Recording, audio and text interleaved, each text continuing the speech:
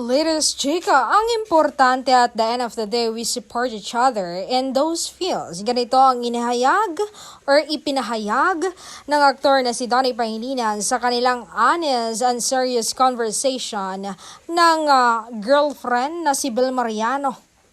Yung specific moment sa relationship natin na nagkaroon ng impact sa'yo, ano yung moment na yon? Tanong ni Bel.